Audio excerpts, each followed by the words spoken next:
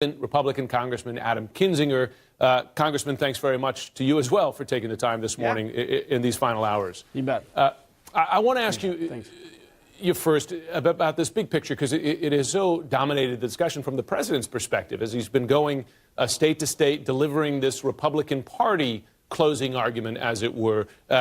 This focus on immigration, this focus on the migrant caravan, the descriptions, the fear, the deployment of troops to the border.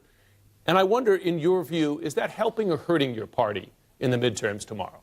We'll see midterms. We'll see that tomorrow. I'm not sure. I think the president has pointed out something that, if people don't understand that this is a real concern, I think the caravan, whether it shows up tomorrow or it shows up in a month, I think shows the broader issue which people are concerned about, which is you have folks that are fleeing, in essence, demanding, going through Mexico, where they should be declaring asylum, and basically demanding that they, and seemingly, have a right to live in the United States. And we look at this and we say, look, we are the most generous country in the world. There is no doubt about that. Not only do we house people that are migrants and immigrants, and not only do we have a pretty generous immigration system, we also have gone to war to protect people in other lands because of our concern for human rights. So this idea where you see some on the left making it look like we're a cold-hearted country that just doesn't care and hates, anybody that is not currently in the United States is wrong. And so you're seeing some of that anger and some of that disaffection from folks, which is saying, look,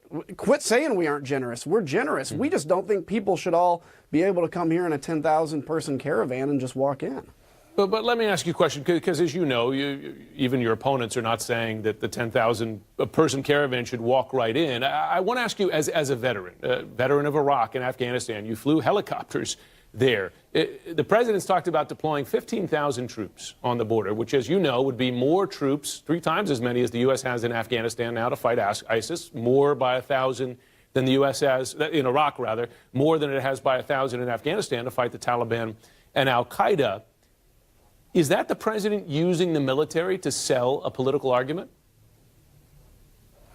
I don't know. I don't think so, but maybe not. Here's what I know. I've worked the border in a military capacity. The military plays a very important role on the border, especially when it comes to things like this. And it's not that the 15,000 troops are going to go up and level M16s and, and fight to protect the border. It's that they're going to be alleviating some of the projects that need done, some of the paperwork backlog, and allowing those people that do have law enforcement capability to go from doing that job to the front lines to apprehend people that are crossing this border. I've done it. Now, there's a very big difference between 15,000 troops on the border of Mexico and 15,000 troops in Afghanistan. In Afghanistan, they're backed by artillery, F-16 fighter jet, B-2 bombers, ISR capability, and they can implement combat power on an enemy very intensely without really any groups being involved. In this case, these troops are going to be doing a job which is, maybe it's paperwork, maybe it's putting up fencing, something like that. So, look, I think there is a role for the U.S. military